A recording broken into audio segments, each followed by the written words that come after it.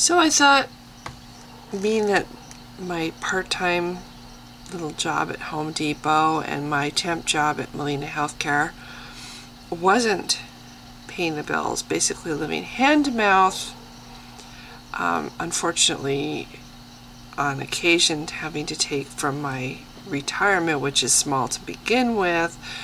It's just been very hard since I lost my job at Swedish Medical Group, and it's been very hard. And I came across ride sharing, the idea of driving, using your own car to make income, right?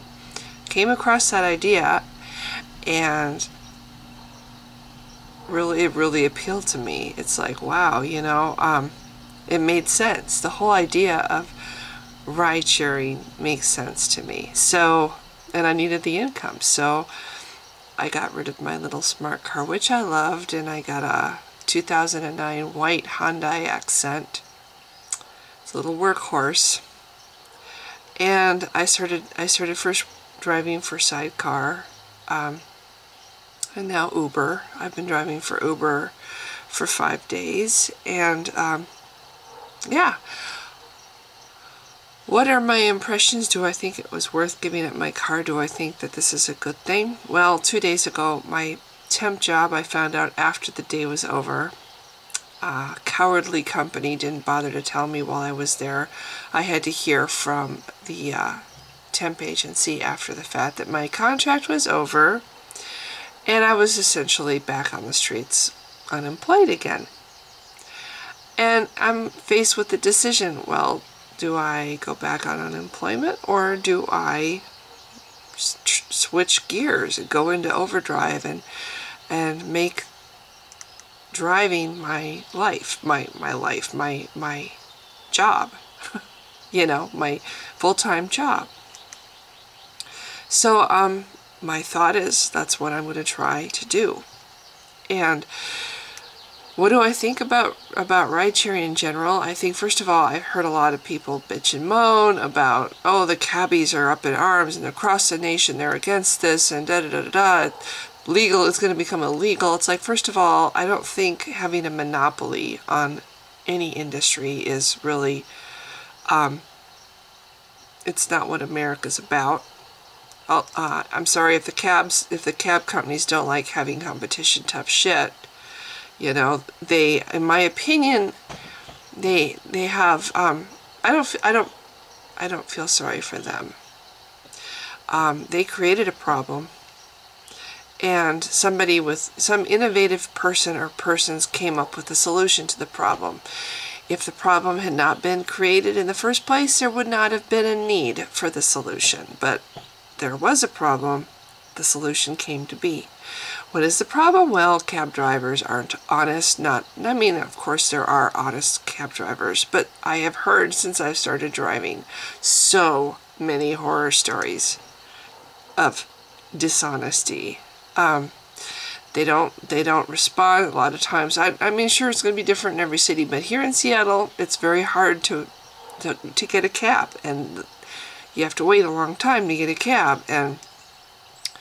And then I've also heard that they don't particularly like driving short distances. So if they have to drive across the city to get to you, and you tell them, well, I only need you to take me a mile, they probably get pretty pissy. And the fees are beyond what a lot of people can afford, And the cars smell. The cars are often not very pleasant to sit in.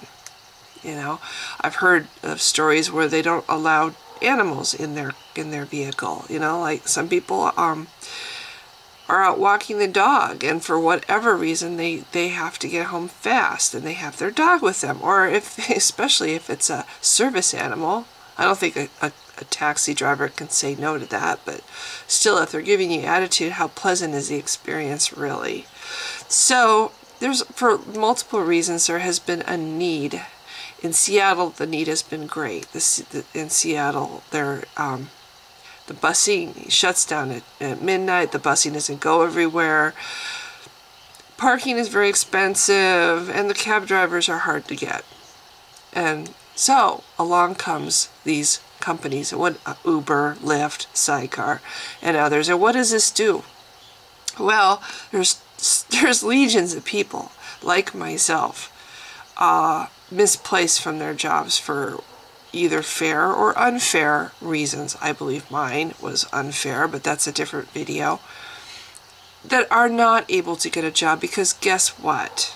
Because of the whole thing with insurance now, try finding a company that has full-time positions at all. A lot of those full-time positions that are traditionally considered full-time positions are not full-time anymore. Or there's temp jobs all over. There's like a whole new category now. Temp workers. And employees can hire temp, or employers can hire temp workers. And, you know, like with me, I got my contract extended, so I had to go, instead of 3 months, I had to go 5 months with no hope of ever getting insurance coverage. And that's what they do to avoid having to pay for insurance now. They hire temp workers. And then when you are a temp worker at a company, I don't know if they're all this way, but it sure was this way at Molina Healthcare. You're treated like second class. You're treated like, you know, I had never felt wanted at that company. It was a horrible, horrible experience. I literally every morning would get up and go, oh my God, I hate the idea. Just, I don't want to go to that horrible place. That's how it was. And that's how it is. It's like temp workers. Yeah, people going to these jobs, getting paid not nearly what they're worth, expected to work, you know, every single minute that they're there, not getting paid what they're worth, not having any hope of insurance. And then when their time is over, they get the door slammed in their back, right? In my case, I wasn't even allowed the dignity of going back there the day later and getting my stuff. I was told it would be shipped to me, you know. So yeah, in this kind of economy where temp employees are kind of like the new thing, or you're just not even able to get that, and you're just, you know, you're unemployed and you're living off the government basically because you can't find a job, or if you have a job, you can't, every penny that you earn, like, you know, like in my case, I had my Home Depot job after I lost my full-time job. Every penny I earned at Home Depot would be deducted from my unemployment pay. So it's like, why am I doing this? You know? So yeah, you can be on unemployment, but you're going to be dirt poor on unemployment because they want you to find work. So yeah, in this economy, there's so many people out there not making enough money to survive, barely surviving. Their dignity is being slowly eroded because they can't find work. Either they're older or whatever. For every job out there, there's like 100 people applying for it. And I'm sorry, but age discrimination does actually exist. You know, if you're over 40 and you're competing with a bunch of people straight out of college, good luck with that. So anyway, there it is, the need for jobs. There's people out there just, you know, the dignity's going away. They're not able to make ends meet. The stress, you know, you're talking about more depression, more mental illness, you know, in an environment like that. Along comes things like rideshare. And that's now my full-time job. I still have my little Home Depot job, but yeah, rideshare. And so, in my opinion, it fills a need in society. It's giving people who are lucky enough to have a vehicle a way to get their dignity back, a way to drive, a way to make money, a way to be self-sufficient. And you know what? You don't like me because I'm old, fuck you. I'm going to go out there and I'm going to make more money doing this than I ever would have done working for you. So that's one thing that I think is awesome about ride sharing and the jobs that Uber, Lyft, Sidecar, and others provide. It provides jobs, it provides dignity, it provides people with the ability to be independent, not having to, you know, take from the government, which I'm sorry, I do think that people who work hard their entire lives and then get displaced, I don't think that that's undeserved. I think that unemployment should be there for people who are struggling. But it's still hard on your dignity after a while. You know, nobody likes charity. Nobody likes to be on the receiving end of charity. Everybody would much rather be out there actually making a difference, you know, making themselves, making their lives work. So the other thing that I think that's awesome about ride sharing is it's green. I mean, I look around at all these cars with just one driver in it. You know, all these cars on the road and there's just the driver. You know, I really think that rideshare is the wave of the future. I think it's going to help the planet. Less cars on the road is a good thing. It's a good thing for a planet that's, you know, in trouble. So I just think that for those two reasons, for the sake of the unemployed, helping the unemployed find their dignity again and become self-sufficient again, and that it's good for the environment, it's good for just, you know, less cars on the road, less congestion, less parking headache when you're trying to find a parking spot. It just makes sense to me. In the future, you know, if things keep going the way they are, and I'm sorry, the recession never did end. It's still happening. It's still going strong. This illusion, President Obama, I fixed that, it's over. No, it's not. You didn't fix it. It's just horrible. So yeah. So am I doing this now as my job? I'm going to try to do this as my job. And do I think that I can survive on it? So far so good. So far so good. My goal is, when I was working at Molina, I don't even want to say what I was making, but let's just say that I've calculated what I was making per day at Molina, or per day at Molina. And when I go out driving, I make that amount plus $30. And that's what I will make every time I go driving. And I will drive, hopefully I will drive at least 6 days a week, if not 7. And so on the weekends I can probably make twice what I made in a day at Molina. But on the weekdays, when things are slower, you know, and mostly this will be driving at night, my goal will be I will make $130, because I was making approximately $108 at Molina.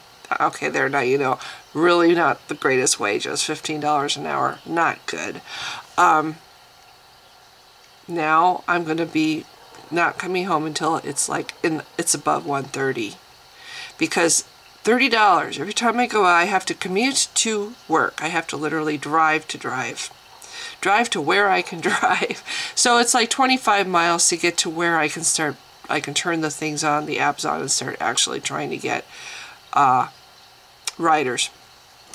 So I figure it's between $20 and $30 a day that I'm putting into the gas tank. So I can't just make $100, because then it's really $70 after you deduct the gas. And then there's a car wash, which is probably an every other day thing. I'm washing the car, either by hand or I'm running it through the car wash, which, you know, costs money too.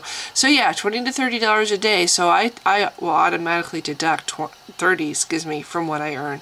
So I have to, on the weekdays at least make $130 to be bringing home approximately $100.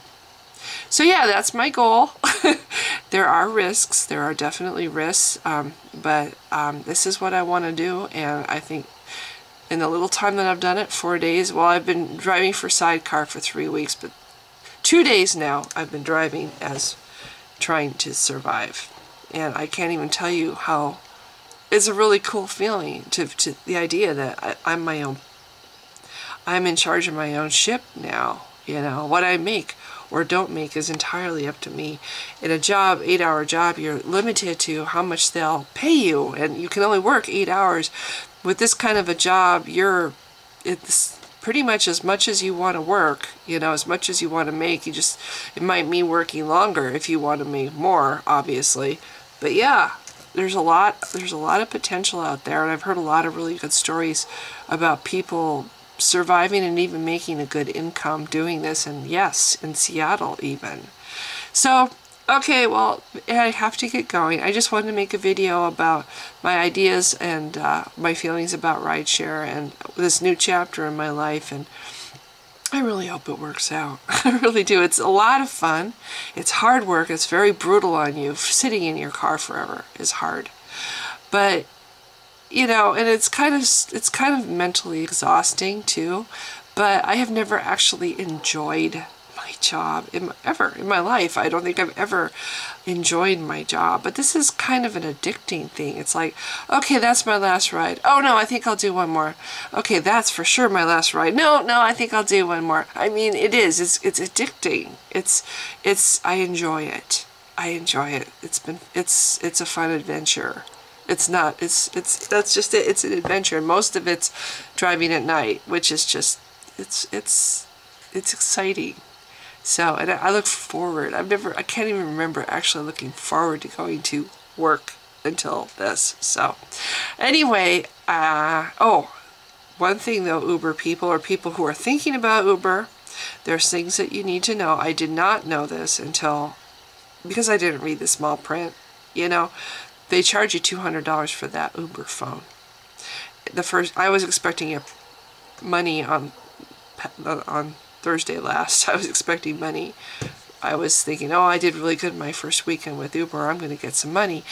Nope, didn't get it. Didn't get any money at all. And I found out, oh, that went toward your phone. $200 deposit on your Uber phone. So yeah, that phone they send you in the mail with stuff. You know, they send you cords and stuff. In my case, the cord wasn't working, and I didn't get a wall charger, so I had to spend $40-some to get those things myself. But yeah, that phone isn't free.